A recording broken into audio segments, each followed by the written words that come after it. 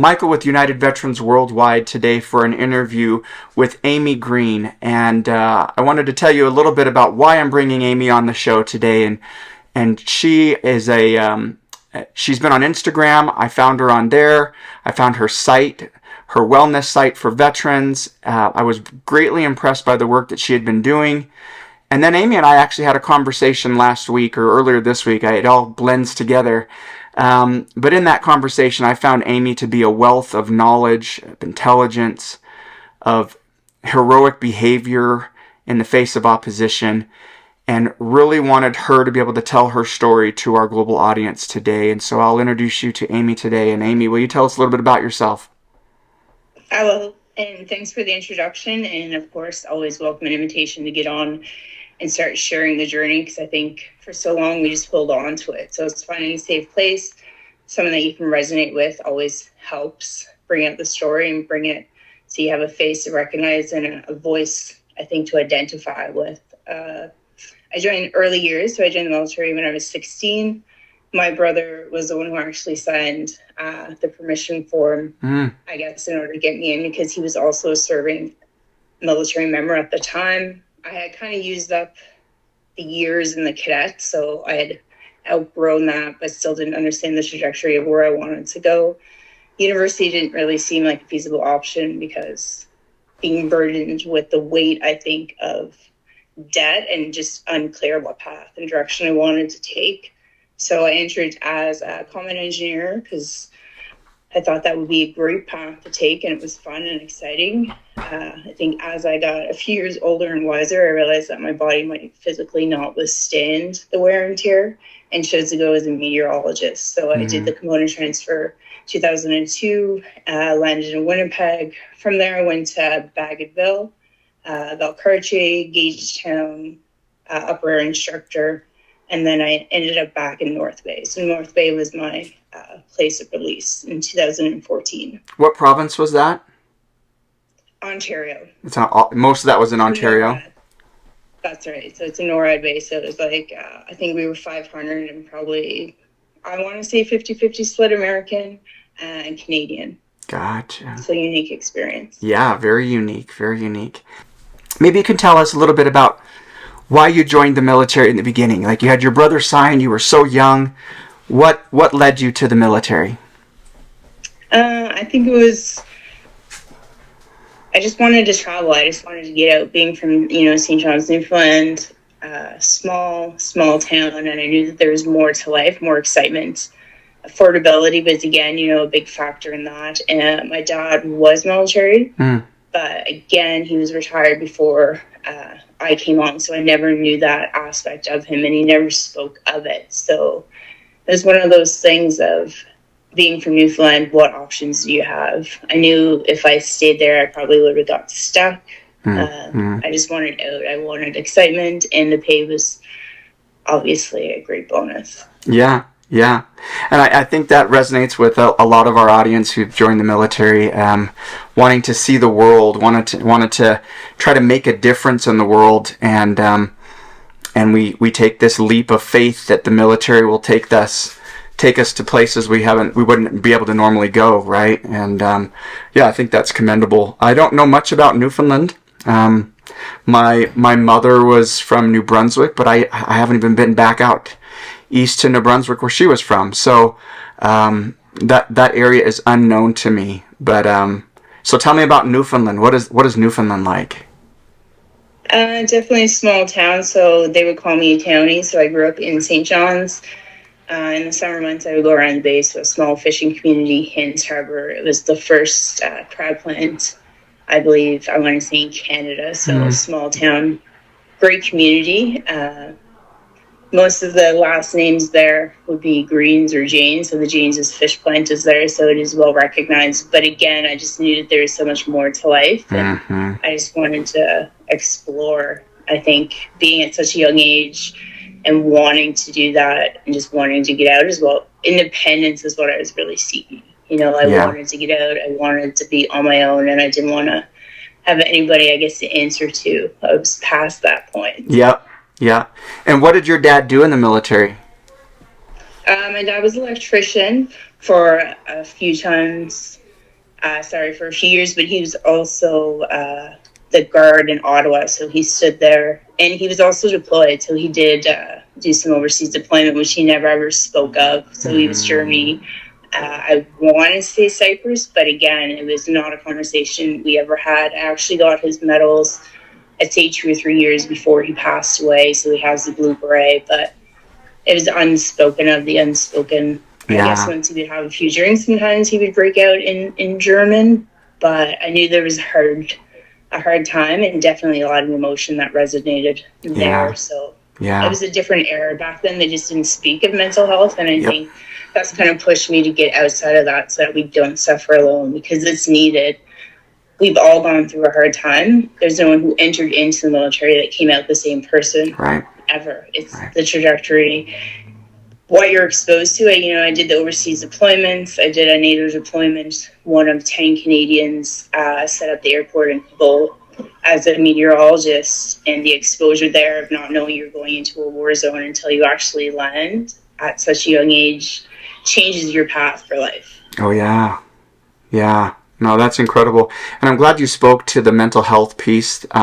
Previous generations held it all in. Unfortunately, the body keeps score, right? You can repress memories, trauma, but it comes out in violence and anger, in abuse and coping mechanisms that aren't healthy, drugs, alcohol, whatever. And it's unfortunate. So I'm glad that today you, me, others can raise that voice that says it's okay to talk about our health being mental or physical, and both apply. Both are have everything to do with how we're going to be the rest of our lives. So if we don't attend to one or the other, then there's a gap, and that gap can hurt us. And we definitely want people to pay attention to their health, mental especially. So take me back in time to when you first went into the military.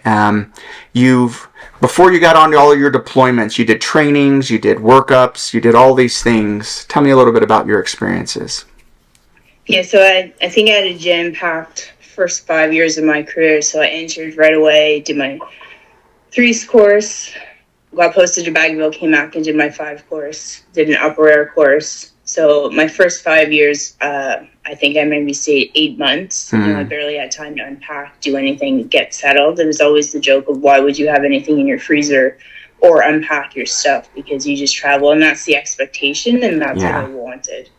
Lots of fun, lots of bouncing and moving around for sure. No stability, but at a young age, I don't think you need that. So I still now struggle with even calling home a home. For me, it's just some wood thrown together, and it really doesn't matter where I am at all. I don't get any attachment or emotional to a house or an object. For me, they're just disposable, and you can pick up wherever you go. Yeah, no, I can relate to that. My father was in the Air Force, and we moved constantly, every 2 to 3 years. And then I had no idea that I would end up going into the military myself and doing the same exact thing. And so my wife and I today look at each other across the table and say, like, are we ready to move? I mean, we've been here for a little while, right? And it seems silly to people who don't know that lifestyle, but that still kind of rings true today. Yeah, this is the longest I think I've ever been. So I've been actually away from home for 20 years, so longer than I ever lived there, but I still wouldn't consider it home. And I still, we're settled, the kids would never move, but for me, myself, it's like, okay, what's next? I think we're always going to be that adventurous thrill seeker of, what's next? What are we going to do next? And I think that's helped me finding a purpose or a passion, or just being able to speak out about mental health and connect with others. It really doesn't matter where you are, as long as you keep trying and keep connecting. Because I think we spoke to that. Sometimes it's easier to sit with a complete total stranger, and when they say the same words the loved one would, it resonates more. And I don't know why that is. It's the expectation that a loved one is supposed to say that, even if they mean it. It doesn't sound the same when a complete stranger says it, and then you can sit there and acknowledge it and feel heard. Yeah, good point. And we did speak about that, and that was an important part of our conversation, I think, that really hit me. I wanted to mention too to the audience who's watching today that I'm wearing what would be considered like a Hawaiian type shirt, something really bright. I've conducted a couple of interviews recently, and the backdrops of other people have been really dark. And while sometimes we talk about hard things, we talk about trauma, we talk about mental illness, recovery, and some of those can be dark topics. I want my backdrop to be light. I want my clothing to be bright. I want to resonate that there's hope in the journey. And it does take work, and it is a journey, but there is hope.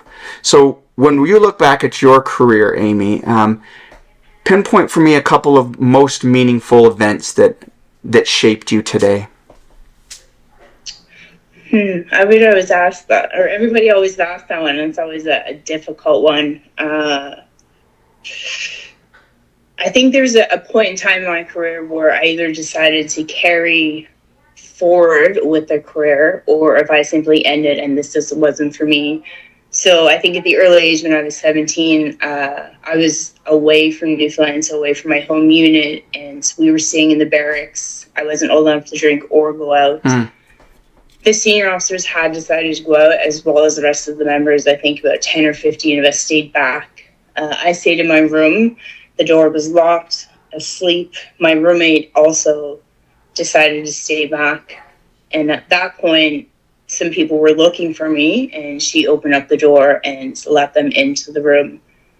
Unsure if she was drunk or not, unsure if she understood the intent or the motive, but I think in that moment, I don't want to say I lost trust in, I want to say, the establishment or the people that I work with, but I definitely realized that not everybody has the same morals as we all do. Of why would you let senior officers into your room that were drunk when you're 17 years old, asleep? You know, the incidents occurred. One, attempted to I would say sexually assault me. Luckily, I was able to get out of that while the other one washed on the bed. I did go to my peers that were in the other room that were drinking, but no one reacted. And when they say, why didn't you do anything about it? Personally, I think I was just so shocked. It wasn't anything that I could ever imagine occurring at the age of 17. I didn't have anything to base it on. I didn't have anywhere to go. I didn't have anybody to turn to, because you're sitting there looking around a room and everybody knew what happened, but yet no one takes the time to stop and ask what you're doing or if you're okay. I had one co-worker that I did turn to, and he stood up for me the next day, not even the night of. But again, it just seemed to fall on deaf ears, and I had to continue with the exercise. Again, working closely with, he was a warrant combat diver. I was a young 17-year-old sapper at the time, so maybe a one hook. So who would I turn to? What would I do? Everybody knew, and I think that's the question that I always say to myself, of why didn't anybody else speak up? Yeah. Why didn't anybody do anything? Yeah. It's a tough one. Yeah. Well, I first want to say thank you for sharing this experience, which opens up such vulnerability. But I definitely want you to know my stance, and my stance has always been with this channel and this audience, that there's zero tolerance for justification for behavior like that. It's blue on blue. It's brother against sister. When we're in the service, we are family, and a violation of that is not acceptable. And when you talk about being surprised in that moment as a 17-year-old, and people say, well, why didn't you do more? A victim of a crime like this is in shock, and you don't expect it. It's the furthest thing from your thought. So my hat off to you for the courage that you kept moving forward even after this blatant violation of trust. So let me ask you this. When we talk about people who have gone through a hard situation, and that definitely counts, how do you fight it? How do you become resilient after that, knowing that such violations are possible? It's very difficult. So I think I've always been committed to a group or committed to a team, but at the end of the day, I don't have any expectations of others, in all honesty. You know, if they show up and they support you, then that's great, but I have always kind of stuck to that mentality of I have to do it myself because nobody else is going to do it for you, and nobody else is going to fight as hard for you as anybody else. You know, it's that you can have that victim mentality, you can have that survivor mentality, but I think if you stay too long in that mentality, it's hard to have hope and it's hard to keep moving forward. And I think if you just show up and do your best, that's all that you can do. And I think the more that you put the good energy out, the more your world is surrounded by karma and good people. And once in a while, you know, somebody sneaks in there that, you know, the predator prey, because I still do believe that they do seek you out. So I think I've always held my own, and it almost gave me more confidence and more willpower. And I just spoke out almost for anybody's injustice, not just for my own, but I just didn't have any tolerance in any way, shape, or form throughout my whole career. Yeah. Like from that movement moving forward, I think I said, if anybody's experiencing that, what is wrong with the rest of everybody watching this? We all know it's okay. Why wouldn't you just speak up to that behavior? Yeah. Yeah. No, great point. Great point. And I would hope that if anybody's choosing to go into the military, that you consider the fact that we don't allow blue on blue. We do not allow violations of morality in that way. It's illegal for one, but it's a violation of the highest order for military ethics and conduct. So, you know, Amy, you've also had some amazing experiences in what you've done with your career. So talk me through some of the deployments, the missions that you were sent on to do. It's so unique. I would love our audience to hear these experiences. I think, yeah, I was unique in the sense that I did get to go to Kabul and help set up the airport there. So like I said, there's only 10. We were NATO selected. We weren't at Camp Julian because that's where the Canadian contingency base was at the time. And then just being surrounded by individuals who barely speak English. So I think that is where I really learned that it doesn't matter if you're working all for the same mission and for the same purpose. Language isn't an issue or a barrier, because if you all understand what job you need to do, you can get it done. So I think that's where I learned that if you just work as a team and work collectively together towards the same thing for the same reason, you can get there. It is achievable. There is no excuse. Yeah. Fundamentally, you know what you have to do, and you just show up and do what you're expected to do, and the mission will succeed. So your mission was to set up an airfield. Did you have experience doing that? Yeah, luckily being the meteorologist and then attached to the gun, so up where the ballistics, so the helium balloons, and then the system that we use, the Digicora. I was part of the wave in the Canadian military when we had the new installation. So I already had the instructor background, I had installation prerequisites, and at the time I was with 5 Artillery, a French unit. The other, I think, Canadian bases didn't want to send a female. It was actually said out loud of, we don't think it's safe for her to go, and my sergeant major said I would send her over anybody any day. So the unit spoke up for me, and kudos to them that it, you know, really doesn't matter if you're a man or a woman. And I have huge respect for some of the people that were there at that time for having the voice to say that, because it had fallen on other people. I think they would have taken that opportunity for someone that they preferred, and probably a male over me in an instant with that excuse. Where there wasn't a necessity for it. Yeah. So Absolutely. That, it sounds dangerous, right? Like you're in a hostile war zone. You're setting up an airfield where we're expecting larger amounts of troops to come in, but they're not there yet. Yeah, absolutely. The minefield, so I don't know if you know a lot about Kabul, but the minefield was at the airport. So we have the runway landing, and then we had the local Afghanis that would show up at the gate every day and then clear the minefield. So all day long you can hear the mines going off, and fingers crossed everybody makes it back. Oh my goodness. We didn't really keep contact or track. I think that's one of the things that you just can't do of we are in a war zone at this point. The French Foreign Legion were my protection force, which is also very interesting to get thrown into that environment where different name. You don't really know who or what. And I don't know if anybody's seen their training, but I don't think I'd survive or last a day. So when they're walking around, I think I felt safe in the sense that they are the best out there. But did I feel safe one-on-one walking with them? Probably not.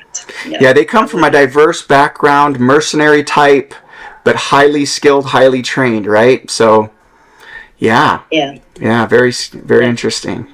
Very interesting. Yeah, it's not anything that you expect the day that you sign up.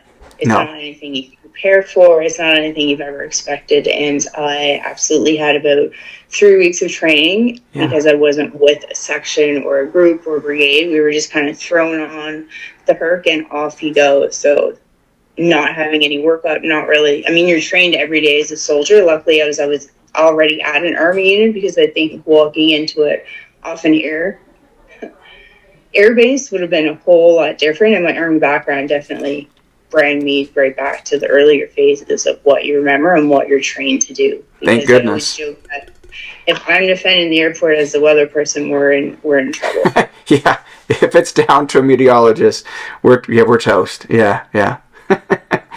Well, what a unique experience. You know, how many people can say that they set the ground preparation for the oncoming force that would stay for the next 20 years? Yeah. That's pretty unique. That day when they closed it and we knew that they were taking it back, I think a lot of us just took a knee, and it's like, is it going to go back to what it was? Because they destroyed all the weather records, all the climatology. They didn't believe in it. We were there for a lot of the crashes, like when the Antonov crashed. Definitely a lot of unique experience working with Turkish soldiers who don't speak to women. So when the Turkish commander came in and the Antonov actually crashed, I was the weather person on duty, and he wouldn't speak to me, but our records are a legal document. You know, that's what I am. You know, in NATO, Canadian, it really doesn't matter. That's the doctrine. And I had to lock the office and go get my male supervisor for him to come back and go through the investigation to ensure that my weather report was accurate, that it wasn't due to my error, because altimeter, barometer, a lot of issues could arise from that. But the fact that they just would not speak to me and tried to demand records that I knew these are legal documents, we're going to lock them up, and I'm going to stand my ground as a Canadian that it really doesn't matter who you are, what you're doing, sir, but I'm leaving and somebody else will deal with you. So having been there and experienced, you know, I've heard, because I didn't I never went to Afghanistan. I was Iraq and Africa as my focuses, but I heard that the Afghanis were very loyal until they weren't. But that people found kinship and a deep bond with some of the locals who were working with us.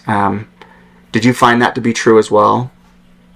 Yeah, the locals did all of our cooking, and they did all of our cleaning and our laundry and all the local coffee shops. So there were quite a few that were just permanent faces that every day they smiled and were happy. And they maintained, some of them bought me little gifts from the market, so they had little bazaars, so they would bring me back some jewelry or a tablecloth or a scarf. Like, they were very caring and unique, and I think they recognized that we're just away from home and just tried to make us feel comfortable. Yeah. So that was good to see. That's great. All right, so when Afghanistan got closed down, you know, that's a huge hit emotionally, mentally for a lot of us. I trained up units that went there, and some of the people I trained up never came home. And it was a hard thing to have a pullout at this age of our history, where we just forget about a population that supported us for 20 years and just neglect them and leave them behind. I was emotionally, mentally shaken for a week. My boss even gave me time away. It was a huge hit. I'm sure that's something that you felt as well. It's a kick. Saying, well, what did we do it for if all of this occurred in this way? You know, I obviously want countries to be able to support themselves, have infrastructure in place. But the Taliban was not the answer. Taliban was the anti-answer. And now we see the repercussions of that are so severe. And I was just wondering why, we just had the documentary Fallen Heroes, so I understand the why, but I always wonder why again. Russians were there. How many more people prior to? What is it that we're protecting, or what is it that we're seeking? Because it seems to be way above the people on the ground or the troops that are running it. Yep. And was it worth it? Did we lose so many lives? It's just devastating when you look back and think at what cost and what is going to be the next reason why we're entering into any type of war zone. It's a tough one. I hope it's a better reasoning. Yeah, this channel's not a political channel, so I won't go political on us here, but I do state that there is a right and a wrong in a lot of those decisions that are made at a higher echelon than us, and I hope and pray for the people who make those decisions to make the best decision with the best intelligence that they have at their disposal, so that we don't risk lives and health of others for a cause that we're just going to abandon in the future, so. Yeah. Yeah, I wonder, when we walked through there, you could see all the abandoned Russian tanks, and it was like a graveyard. That's what we call it. They literally got up and walked out of their stuff. So I think that was what was scary to me, entering into a place like that. Of somebody else was here prior to, already attempted what we're doing, and they literally walked out and didn't even come back for their items. So that was always in the back of my mind, even since that day. If they weren't able to achieve that, how are we going to, and at what cost, which obviously led to a lot of lives lost. And ultimately, it's the same effect. We keep going in and we try to instill our way, and we can't. We don't ask them what they need. We try to instill our beliefs onto a different society, and I think that's what's shameful in it, is that they didn't even want half the stuff that we were trying to build for them, but we believe that's what's best. Yeah. It's probably not best to build all these schools, especially for young women, that eventually, what is their future going to hold? Yeah. And they're going to be punished for even attending those schools.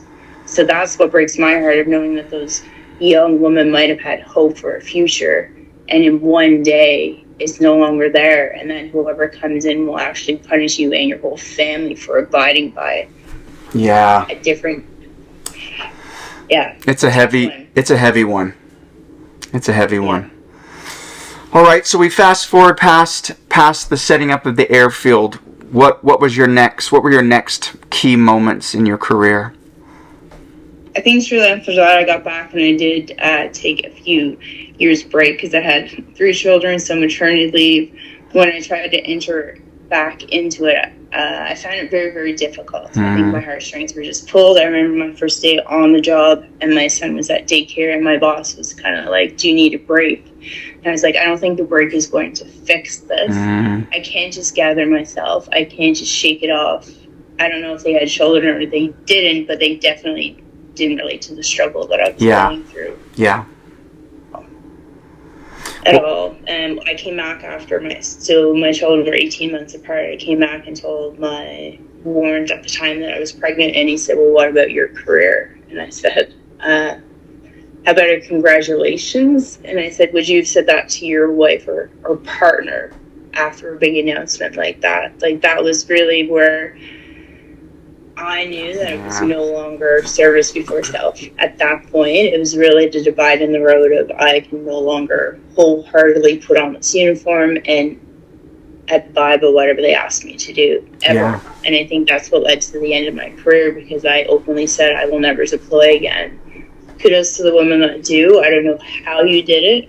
I say that all the time. Looking back, I was so young, and seeing women with pictures of their children on the desk, and it just breaks my heart to think of it, because even leaving my kids for a small amount of time destroyed me and crushed me. So I really don't know how, or men, I shouldn't just say women, I say men as well. It's definitely the hardest thing I've ever done, is have to get up and leave my son to go on my leadership course, and I had to, or else I was going to lose my rank. So in that moment in time, it was financial. But hardest thing I think I've ever done. Yeah, yeah. No, and that's commendable to have that focus on family be paramount. If we didn't have to work, if we didn't have to earn an income, um, I'd be perfectly fine being home and supporting my kids in their adventures, of their life too. Unfortunately, work is required, and we have to make sacrifices. But there's a point where the tipping of the scale, it changes, and we have to make that decision, right? And I can't ever say that you made a wrong decision. I think it's a right decision to support family. I interviewed a guy the other day and his wife, Kenzie and Brandon, and he said something like, I had 3 purposes in my life that I wanted to get done. One was to serve God, serve my country, and then spend the rest of my life serving my family. And he served a mission for his church. He served in the military for 8 years. At a certain point, he got married, and he's like, it's time to focus on that 3rd one, and I'm going to serve my family the rest of my life. And they've had great success since that point. So I wholeheartedly stand for family and know that family is the foundational element of any society, and the health of the society. So, yeah. I think I'd flip it over. I used to be mission man self. Now I do self man mission, because if I'm not giving to myself, I'm not giving to anybody else. So I definitely reversed that 100%. So around 2019 was really time to take a step back, really process, and get into everything that I think occurred. My dad passed away in 2016. I was releasing, I had young kids. Everything was at once. I don't think I had time to progress that or process that at all. My brother also passed away at the age of 40 due to alcoholism. Oh, no. That was another hard blow. So here I am in the midst of complete chaos. And it was really taking time to step back of, I'm probably going to lose everything, I just wasn't managing anything at that point in time or coping with. I was on the outside appearing as if I was. I don't think anybody on the outside knew how much I was struggling, because I was still showing up. I was still doing all the things that were expected of me in society. But I was broken and I wasn't whole. So I had to take a step back, take that time for myself. And that's when I was introduced to how much veterans are struggling. I think prior to that, it wasn't anything that I knew of. I kind of released. I did my own thing. I'd already been removed due to being off on parental leave, and it was eye-opening how broken the community was and how alone they felt. And how they were coping with it, to me, scared me, and death, and losing so many peers that I would speak on the phone one day and then they just wouldn't be there the next. And I said, something has to be done, because they're turning to me and they're telling me, but I don't think they're telling their family. Yeah. I don't think they're even telling some of the other friends. So I think that's the hardest part, is we all pretend that we're okay and we put on our face, when really, if you just had a genuine conversation for 5 minutes, perhaps you'll be better for the rest of the day or the week or the month, because it is an up and down roller coaster. Like, I don't have lows and I don't have highs, but I definitely have those red flags. It's getting risky out here, and if I don't take the time for myself, I'm not there for anybody else. So I used to struggle with that, of how do you balance that? Is it selfish of me? And now I have to come to the point where if I don't, I'm not going to be here for anybody. So I have to, and I have to do that mentally and just tell myself that if I don't take this break, or if I don't do that, that I'm no benefit to anybody at all. Yeah. So take it. And I think that's the role model we want to have for our children too, right? We need to say, at some point, all the expectations in the world need to take a sidestep to what your health is at the moment.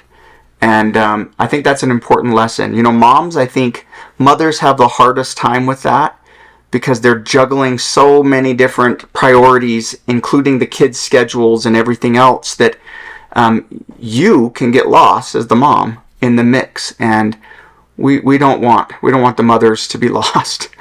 We want them to experience that journey. Yeah. And we very rarely ask for help, and everything looks fine, but it's complete and utter chaos. Nobody can do it alone, and it does take a community to help. So you just have to ask for it. I think it's the hardest words to say is I need help by far. But once they're out there, it's like the floodgates come in, and then you can have a break from that vicious pattern or cycle that is in your own head. Yeah. You know, you said something that brought to memory a quote by a mentor of mine, and he said something to the effect of, if you treat everyone you come in contact with like they're going through something difficult, more often than not, you're going to be right. The language of the world is trauma. We all speak that language to some degree. If we treated each other accordingly, I think we'd all have more compassion, more love, more accountability to get people progressing.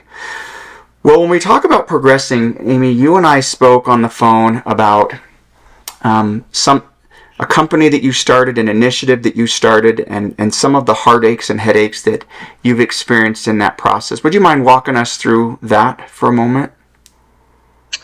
Yeah, so it's been a interesting journey. December 2023, I had been with another organization for about almost 2 years, so giving my heart, soul, purpose, believing that the greater good would come of it. I think I just got past the point of being able to work with things that were outside of my control, being that you just can't simply want everybody to be like you. The discussions that were had, there were supposed to be funds that were going to go back to a nonprofit. The bank account sat empty. And then, the bullying occurred of, oh, you have PTSD, or you're not here to make the decisions. And it really started diminishing, I think, me as a person. And I think that was the hardest, because I didn't change. I was the same person. The whole time I show up, I give it my all, and at no point did I change. So when the mission changed and I didn't, I knew that we weren't aligned for the same things. So I sent a letter of resignation, basically just letting everybody in the organization go, saying that, due to unethical reasons, I just can't participate with the organization, and I wish you well. Shortly after, a letter came out within 8 minutes, an apology letter on my behalf from my email account with my name signed at the bottom to a group of individuals that no one's been held accountable for, no one's discussed, no apology even. Again, it was just thrown under the rug, and I think that's what's most mind-blowing in itself. Of this didn't occur, I didn't do it, at least say you're sorry. I'll never understand the motive or the cause or the intent, nor do I care to. I think I'm past that point. So I started the wellness, Veteran Wellness Alliance, I think out of hope that if somebody needed somewhere to turn, that there would be ethical people that weren't going to profit from you. We didn't have any expectation that you would give us a donation, that you would just simply be able to say, I need help, and we would help get the resources. Mm-hmm. Doesn't mean we have all the answers, and it doesn't mean that we're going to, but we won't ever stop trying. And I think just being able, like I said, to say it out loud of this isn't working, and be honest. If it's working for everybody else, that doesn't mean it's going to work for you. And are all those people being honest is a question that I have. If there's a group of individuals and you feel alone in the group, you're not the only one. Mm-hmm. And I think that's the hardest part, is to be in a group of people that are genuine, caring, and care, instead of being in a group of people that are just together for the sake of being together.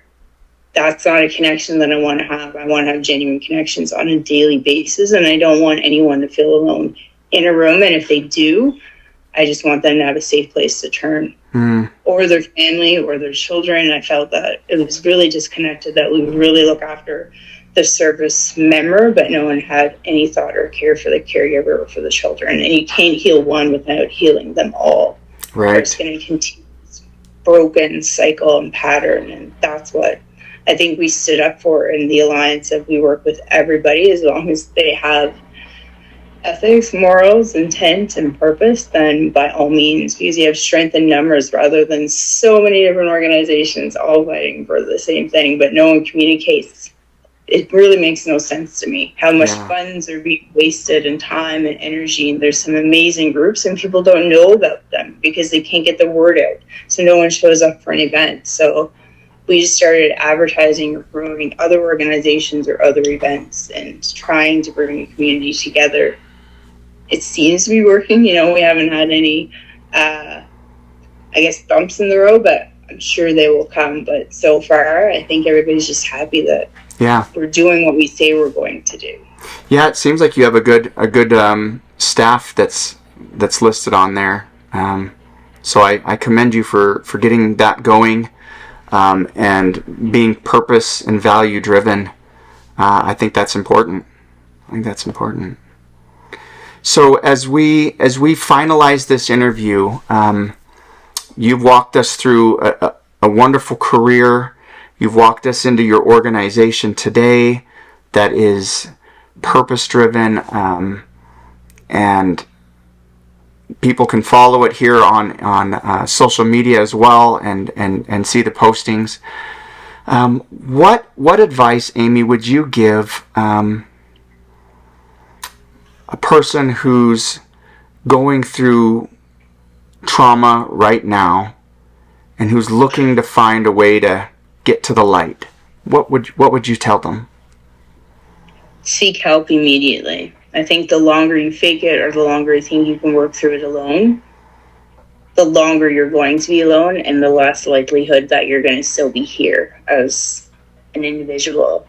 You shouldn't feel alone at any point in time that you do take a deep dive and look around at the people that are surrounding you in your community and reach out to resources. And it's okay if the first therapist or doctor you don't connect with. That's part of the journey, but don't ever stop that journey.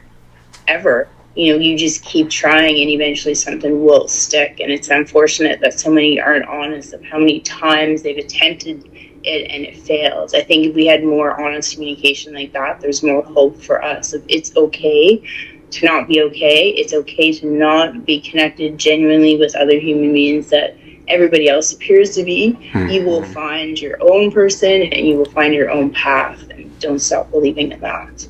What an important message. I so heartily agree with you because I had my own journey with therapists. Some didn't work. Some were incredibly impactful. And you just keep moving. Baby step by baby step is still a movement forward, and that's what we encourage and promote. Look, if you have a chance to log on to her account, follow her her journey, her wellness organization, and the good work that they're doing, support them. Encourage other people that you know who are going through tough times to find their own source of light. And let's all make this world a better place together. And Amy, thanks very much for all that you do to do that as well. Thank you.